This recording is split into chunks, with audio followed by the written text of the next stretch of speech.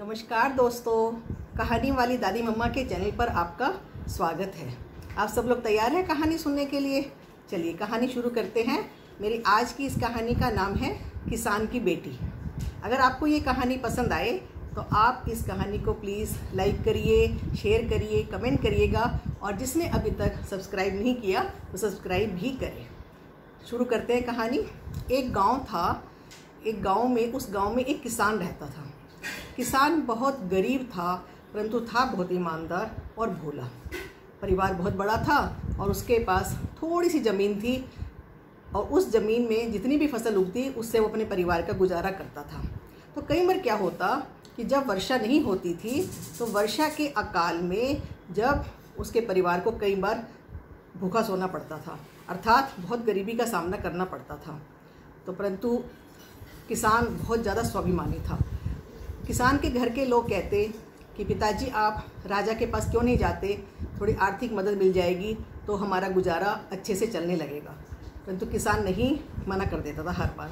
तो एक बार किसान की बेटी ने बहुत जोर देकर कहा कि पिताजी आप राजा के पास जाइए और थोड़ी हेल्प लेके आइए।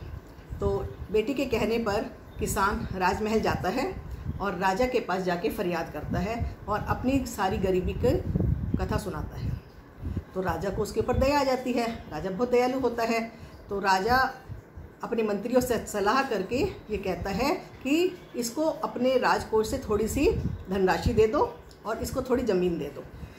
और परंतु ये बात तुम याद रखना, किसान को कहा कि वो ज़मीन हमारी ही रहेगी, परंतु जो उस पर फसल होगी उस पर तुम्हारा अधिकार होगा। तुम उस फसल को बोना और अपना गुजारा करना। तो किसान तो बहुत खुश हो गया। किसान खुशी खुशी पैसे और उसको ज़मीन मिल चुकी थी, वो वापस जब आया और सबको ये बात बताई। अगले दिन से उसका सारा परिवार उस ज़मीन को खुदाई करने में लग गया, जोतने में लग गया और बीज आए, फसल उगाए, उसके लिए बीज बोया गया और सब लोग मेहनत करने लगे और बहुत बढ़िया उनकी फसल तैयार हो गई। जब फसल पककर तैयार हो गई तो उसको बाज़ार में बेच कर आए तो उनको अच्छे पैसे मिले। किसान का परिवार अब बहुत खुश हो गया था। अब फिर दोबारा से उनको वो खेत तैयार करना था दूसरी फसल बोने के लिए। जब एक दिन किसान उस खेत की जुताई कर रहा था, अर्थात हल चला रहा था, तो हल चलाते चलाते उस खेत की ज़मीन में उसको कोई नुकीली चीज़ बार बार टक टक कर रही थी। तो किसान ने कहा यहाँ कोई कठोर वस्तु है जो बार बार अटक रही है हल में, तो क्यों ना उसने हल रोककर उसको देखा कि पहले ये देखा जाए कि यहाँ क्या है। वो वहाँ से खुदाई करने लगा। खुदाई करते करते उसको उसमें से एक ये ओखली मिली, सोने की ओखली मिली। सोने की ओखली, ये ओखली क्या होती है? इसमें धान कूटा जाता है। जब सोने की ओखली मिली तो वो बड़ा हैरान हो गया कि ये राजा की ज़मीन में सोने की ओखली मिली है। वो अपना वही सारा काम रोक कर घर आया और कहने लगा कि मुझे ये खेत में से सोने की ओखली मिली है और मैं ये राजदरबार में देकर आ रहा हूँ। तो उसके किसान की बेटी ने कहा कि पिताजी आप ये ओखली लेकर राजमहल में मत जाओ। वो कहता क्यों? ये तो उनकी ज़मीन है राजा की और जो ज़मीन में से जो भी कुछ निकलेगा राजा का अधिकार है उस पर। तो उसी किसान की बेटी ने कहा कि आप मत जाइए, वो लोग ये भी पूछेंगे कि आप खाली ओखली लेकर आए हो, इसकी मूसली कहाँ पर है? ये मूसली होती है जिससे धान की कुटाई की जाती है। तो किसान ने कहा नहीं, जब हमें ओखली मिली है तो हम ओखली ही देकर आएंगे, जब मूसली मिली नहीं है। तो किसान की बेटी ने कहा कि आपकी बात पर कौन विश्वास करेगा? कहता नहीं बेटी, हमें ओखली मिली है सोने की, ये राजा की चीज़ है, मैं राजा को इस चीज़ को देने जा रहा हूँ। किसान ने बात नहीं मानी और राजमहल में पहुँच गया। राजमहल में पहुँचकर जब उसने राजा को बताया, वो तो बड़ा खुश हो रहा था कि देखो मुझे ये ओखली मिली आपकी ज़मीन में से और मैं इसको वापस करने आया हूँ। तो राजा ने जब ओखली देखी सोने की तो कहा कि इसकी मूसली कहाँ पर है? तो बाकी जो राजा के पास मंत्री बैठे थे वो भी राजा के कान में कुछ कहने लगे कि देखो ये कितना चालाक बन रहा है और अपनी ईमानदारी प्रकट करने के लिए ओखली तो वापस देने आ गया और मूसली इसने अपने पास रख ली और पक्का ये मूसली इसने मेरे घर में चुरा के रख ली है। तो राजा को तो एकदम शक हो गया। राजा ने कहा तुम झूठ बोल रहे हो। उसको बल्कि और डांट दिया किसान को कि तुम चोर हो, तुमने मूसली अपने घर में रख ली सोने की। तो किसान ने बहुत कहा, बहुत प्रार्थना करी, नहीं साहब, नहीं राजा महाराज, नहीं मैंने मूसली नहीं रखी है, मूसली तो मिली ही नहीं है, केवल ओखली मिली थी, मैं वापस लेकर आ गया। तो परंतु उसकी बात पर किसी ने विश्वास नहीं करा और राजा ने ऑर्डर दिया कि किसान को जेल में डाल दो। अब किसान को तो जेल में डाल दिया। किसान तो अब बहुत पछता रहा था कि मैंने अपनी बेटी की बात क्यों नहीं मानी, और वो तो रोता और गाता रहता कि बेटी मेरी बड़ी सियानी, बात ना मैंने उसकी मानी, और कह कहकर रोता था। अब क्या करे। तो कई दिन बीत गए।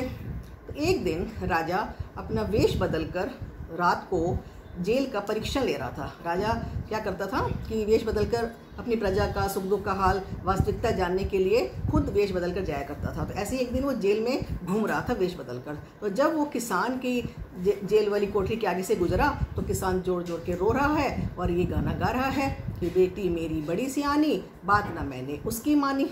तो राजा वहाँ खड़ा हो गया और देखने लगा कि किसान बड़ी ही मतलब उसमें दयनीय हालत में है और रो रहा है और गा रहा है। तो उसने पूछा राजा ने कि तुम ये गाना ऐसा क्यों गा रहे हो। तो किसान ने बताया कि मेरी बेटी ने बहुत मना किया था, परंतु मैंने उसकी बात नहीं मानी और मैं बात ना मानकर बहुत पछता रहा हूँ।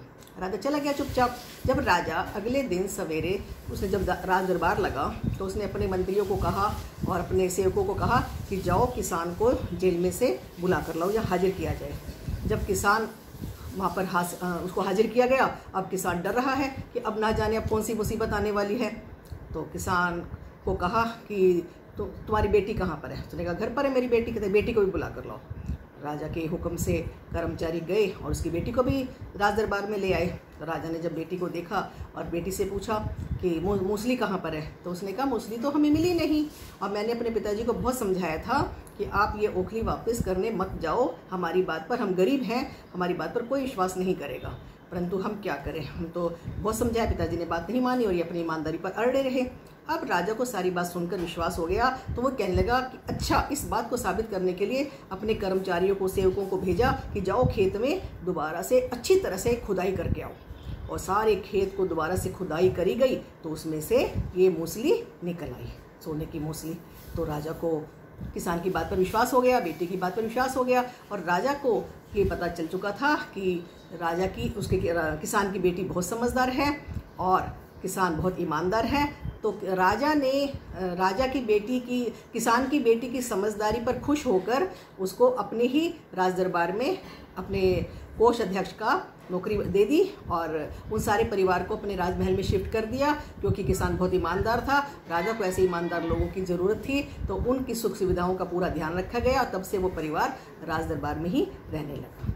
तो बच्चों, इस कहानी से हमें ये शिक्षा मिलती है कि हमें हमेशा अपनी समझदारी और ईमानदारी पर कायम रहना चाहिए, क्योंकि जीत ईमानदारी और सच्चाई की होती है। और दूसरी शिक्षा हमें ये मिलती है कि हमें छोटे बच्चों की बात को भी मान लेना चाहिए। बच्चे भी कभी कभी बड़ी बात कह जाते हैं। कैसी लगी आपको बच्चों ये कहानी? अगर आपको ये कहानी अच्छी लगी तो आप इस पर ज़रूर बताइएगा। अगले हफ्ते फिर मिलते हैं एक नई कहानी के साथ। बाय बच्चों।